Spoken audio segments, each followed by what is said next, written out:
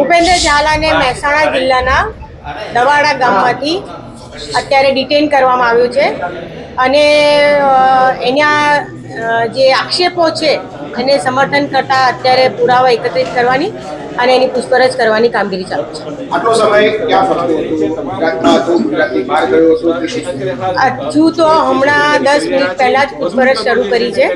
એ અત્યારે તો ગુજરાતમાંથી જ મળ્યો છે. હજુ વિગતવાર પૂછપરછ કરીએ પછી ખ્યાલ આવે કે આટલા દિવસ 1 મહિના સુધી ક્યાં.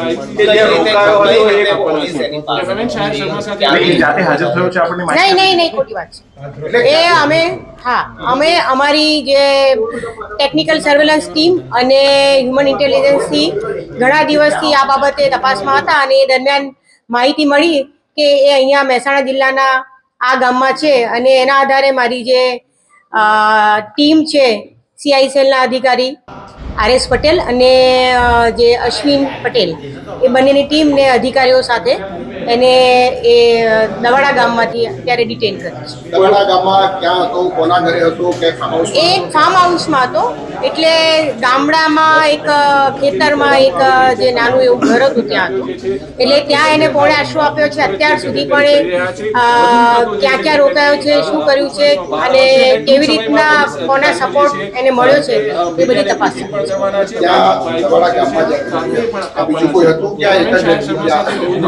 ના અત્યારે તો ના, એનો પિતા કે કોઈ મળ્યું નથી. અત્યારે તો એકલો જ મળ્યો છે.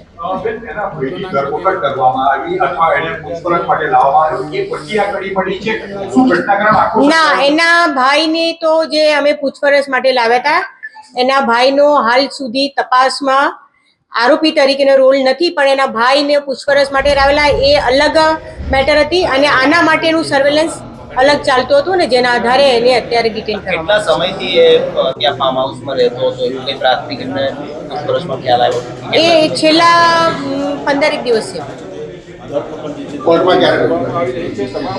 હજુ એરેસ્ટ કરવાની કાર્યવાહી ચાલુ છે.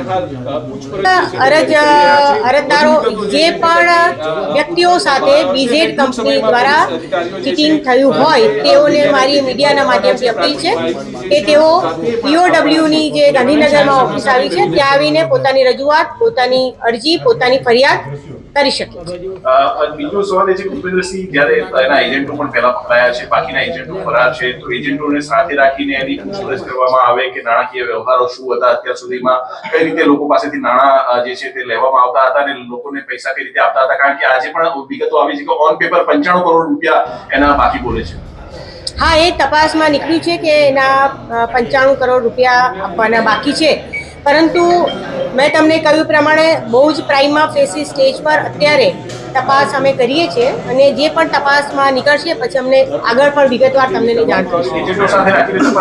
Yes sure.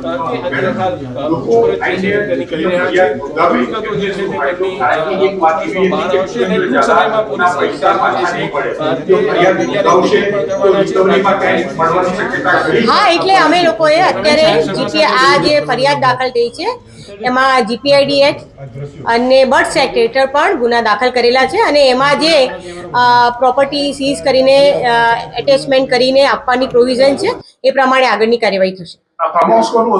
એવી કોઈ માહિતી નથી. અત્યાર સુધી અમારી પાસે કોઈ એવા ફરિયાદી નથી આવ્યા કે જે બેઝ ઉપર આખું જે વિષય છે કે હવે છેતરપિંડી થઈ છે, પૈસા નથી મળ્યા, તો હવે પ્રોસેસ શું રહેશે? કારણ કે તમે નિવેદન પણ ઘણા બધા લોકોએ લીધા છે, એમાં પણ કોઈ એવું લગભગ સામે નથી આવ્યું કે અમારે પૈસા લઈ ગયા છે, પાછા નથી આપ્યા, ફરિયાદ નોંધાઈ ક્યાં સુધી, તો હવે કામ કેવી રીતે આગળ વધશે? મેં અત્યારે હું ફરીથી રિપીટ કરું છું કે અમારી તપાસ દરમિયાન પણ જ્યાં એવું લાગશે કે જેની સાથે આ થયું છે તો અમે પ્રોએક્ટિવલી એમને બોલાવીને ગુના દાખલ કરીશું.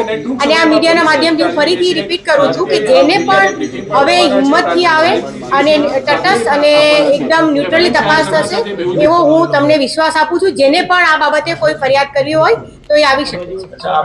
આરોપી હતો, આરોપીને છાવરનાર ફાર્મ હાઉસ કોનું છે તેની સામે પણ પગલા લીધા છે?